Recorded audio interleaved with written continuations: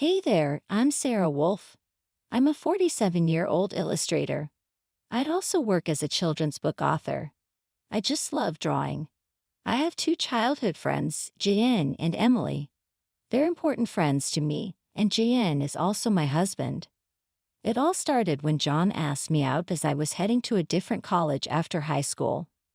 I was surprised. I thought he was into Emily, but I couldn't say no to a confession from John, whom I had secretly liked. After some thought and consultation with Emily, I accepted John's proposal. Emily's behavior had been a bit problematic since teens, but she was still a dear friend to both John and me.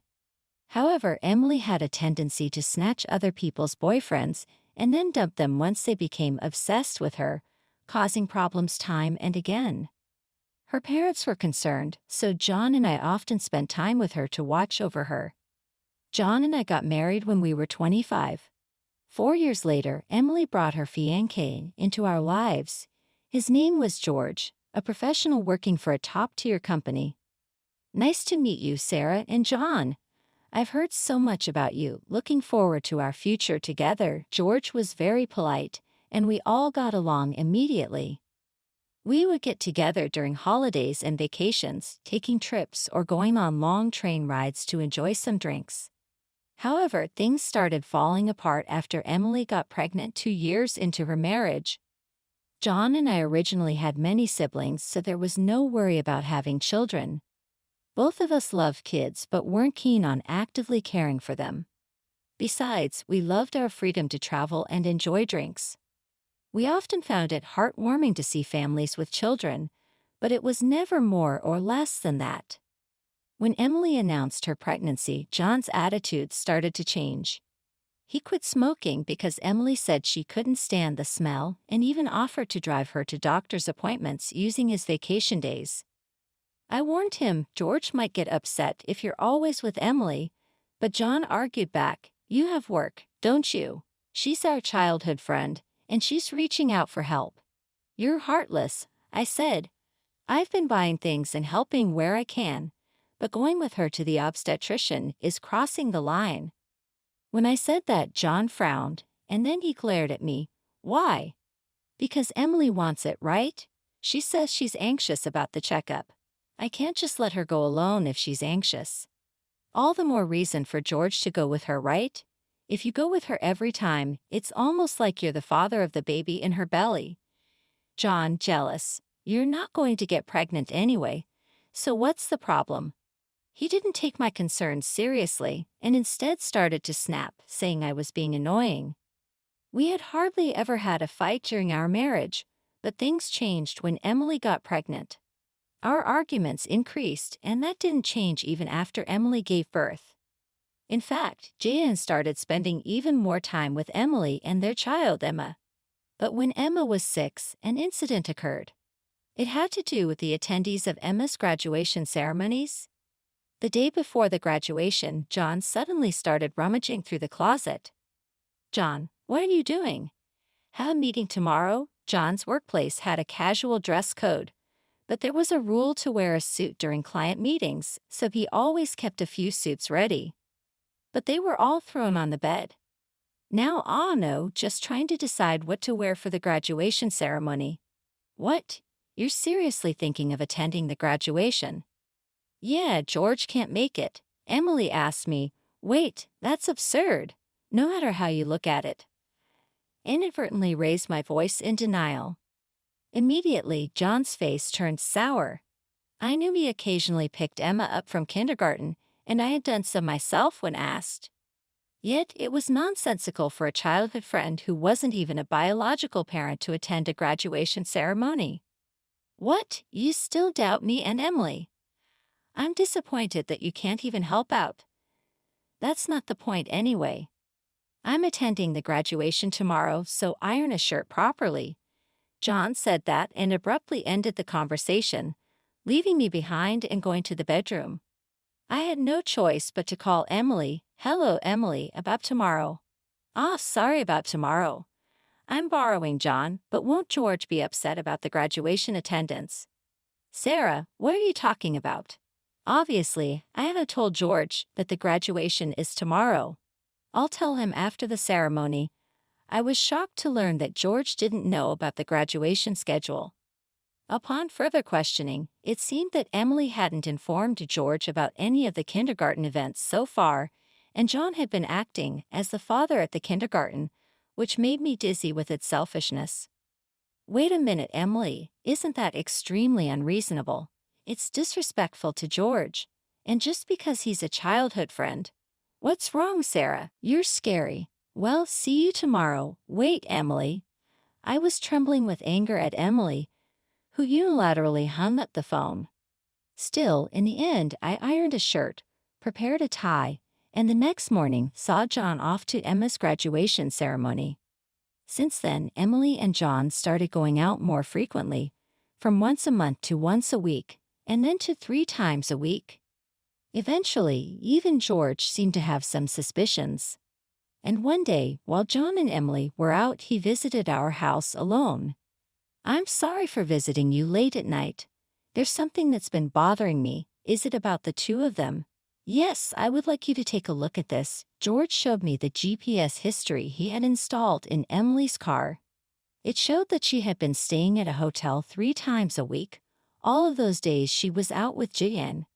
And just by looking at George's face, I understood what that meant. What do you want to do, George? I want to take revenge on those two. Me too. I can't forgive them for betraying us after all this time. We started planning our revenge on them secretly. First, I started by increasing my income. Because I had been saving by doing housework and taking care of Emma, my income had drastically decreased. George switched to working from home, and when Emily and John would go out, he would bring Emma to my house, and we would take care of her together. Neither Emily nor John realized that we knew about the relationship, and we were able to gather solid evidence. Once we had collected enough evidence and were ready to take our revenge, we discovered a shocking truth about Emma. George and I struggled with the decision, but we both agreed that we didn't want to hurt young Emma, so we decided to wait until she was an adult to take our revenge. However, even though we decided to endure for 10 years, I was struck with a serious illness. I needed long-term hospitalization, and even at best, I wouldn't be discharged for at least 2 years. Although I could work from the hospital room, it was certain that I would have to reduce my workload. After informing George about the situation, I consulted John. However, John's reaction was no different from when we were making small talk. I'll visit you once in a while. I felt that Jan no longer had any affection for me, as he didn't even ask about my condition or the name of the disease. In reality, Jan only visited once a month or once every 2 months. And after Emma's 15th birthday, she started acting strangely. Although she used to visit me almost every day right after I was hospitalized, she became distant. After her 15th birthday, however, neither George nor I could figure out why, and we were puzzled. Even when we asked Emma, she just said, "Don't worry about it." However, we ended up learning the reason from Jan, who rarely showed up. "Hey, it's been a while." "Yeah, it has, Jan," who had completely transformed into a flashy appearance, walked in without even knocking. After not seeing him for a month, John just thrust a divorce lawyer's business card at me without even asking, "Are you okay or how are you feeling?" Divorcing a wife who doesn't work. Pay me $1,000 a month as alimony. That's the deal, so take care, John said, grinning from ear to ear. Beside him, Emily wrapped her arms around Jan's with a similar expression on her face. "Fine, let's divorce then." I casually agreed, which seemed to surprise John for a moment, but he quickly exchanged smiles with Emily. It was good that Jan wasn't the type to think too deeply. That's why my plan worked so well. After receiving a notification that the divorce was finalized from John, I decided to start my revenge plan against the two of them. I will make them cry as a celebration of my recovery. I promptly started to take action. First, I contacted George to transfer hospitals. Then I informed my lawyer that they would be mediating between the two parties from now on. George also began to act at the same time. He moved near my new hospital with Emma, and he started to visit me frequently. Emma still had a gloomy expression, but I was happy that she came to see me every day. Most of my belongings were already in the hospital room, so I told John to dispose of the rest. I didn't want to bring anything that the two of them might have touched into my new life. Once the hospital transfer and George and Emma's move settled down, I received a call from John. I had only left my seat for a few minutes, but my smartphone already showed 30 missed calls. I answered the phone, feeling exasperated. What? Hey, what the hell is going on?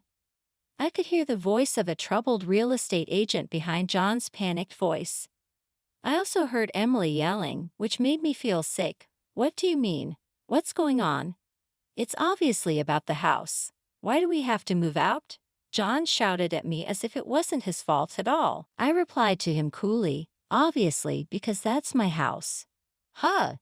Jan seemed to have completely forgotten, but the truth was the house we lived in was a room I rented as a workspace when I started to make a living as a freelancer. At that time, I didn't have enough income to maintain two houses, and John didn't have enough income to live alone, so he ended up moving into my place. Therefore, John had never paid the rent or utility bills for that room. Although I received some money from him for living expenses, it wasn't enough to maintain the place. Unfortunately, that room was already canceled. It was far from the hospital I transferred to, so I had processed the cancellation the day after submitting the divorce papers.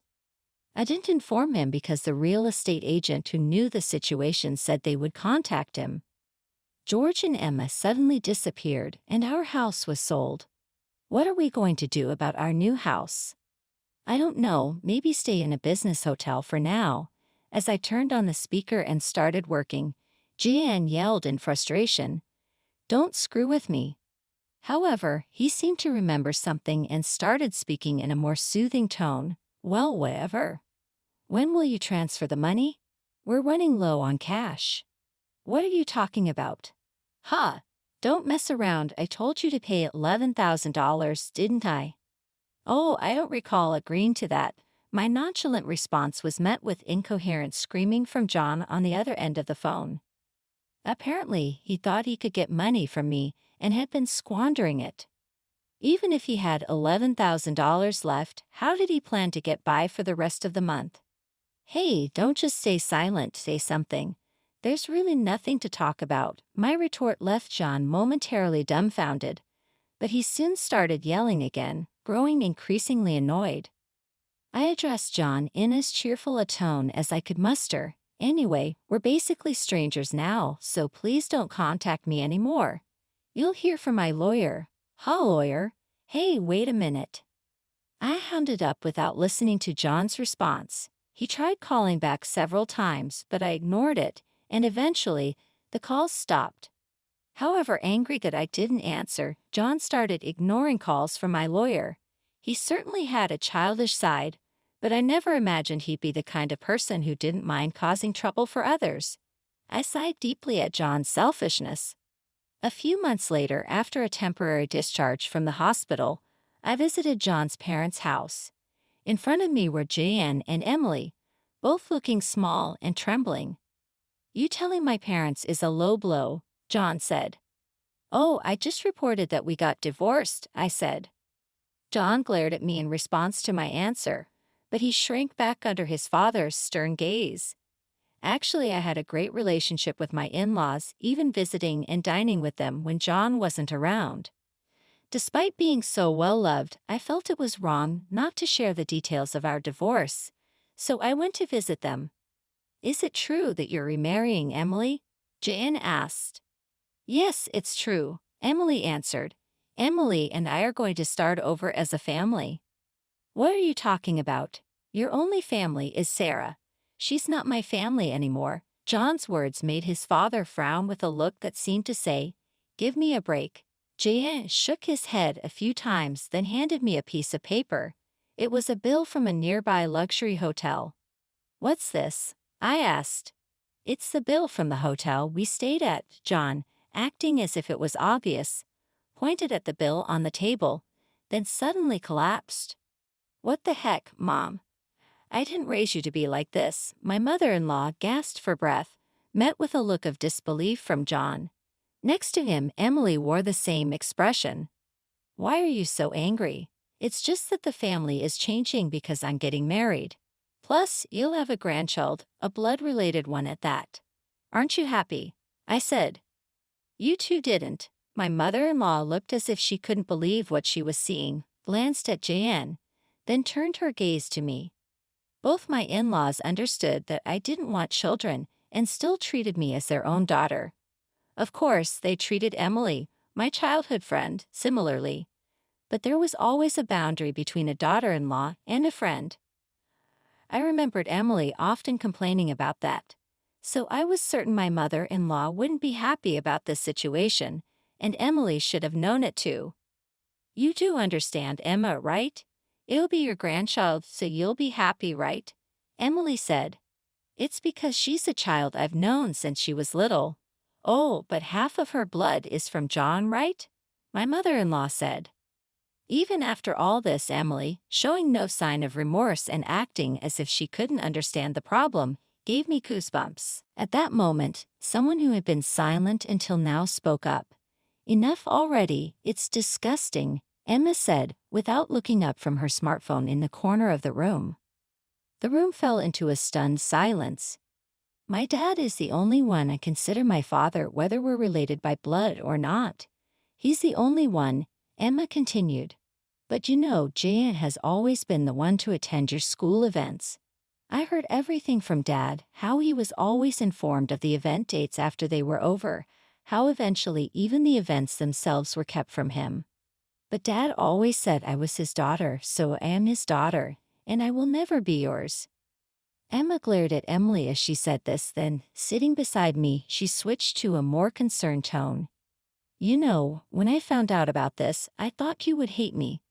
But Dad said that wasn't the case, so I came here today. Emma, I love you so much. You were so kind to visit me every day while I was in the hospital. I was really happy, Sarah. Perhaps relieved of her anxiety, Emma teared up and hugged me tightly. It might indeed be a child resulting from an affair between John and Emily, yet it's a child I've taken care of for 15 years. There's no way I don't have affection for her. Speaking of which, Emily, weren't you curious why I wasn't surprised when I found out Emma is John's daughter? I said. Emily looked startled before she could speak. A new person entered the room. We knew from the start, 10 years ago, George suddenly appeared. Understandably so, as she had recently unilaterally demanded a divorce, citing irreconcilable differences. I was shocked when you mentioned divorce. Oh, and unfortunately, you're not divorced yet. The divorce papers are still here. Didn't you notice? What? I figured it wasn't in Emily and John's nature to confirm things. But I couldn't help but be stunned that Emily, despite the 100-day waiting period for women to remarry, had noticed for months. So Emily is still my wife and Emma is still my daughter, George said. Well, since there won't be a wife though, John said. Wait, what do you mean? A 15-year-old can choose their parent. That's not true, Emily exclaimed. Emma wants to be with Mom, right? I said, holding Emma's hand. Emily was speechless at that and glared at me. Then John suddenly burst into laughter. So that's what it is. You two are together, huh? But too bad, isn't it impossible to live on George's salary alone? John said. Can you stop making weird assumptions? Also, it seems George earns double the amount you think, Emily said. Huh, it's probably a bluff. Besides, it's impossible for you to work while dealing with your illness. You'll just die miserably somewhere. John laughed. This time, I laughed at John's huge misunderstanding.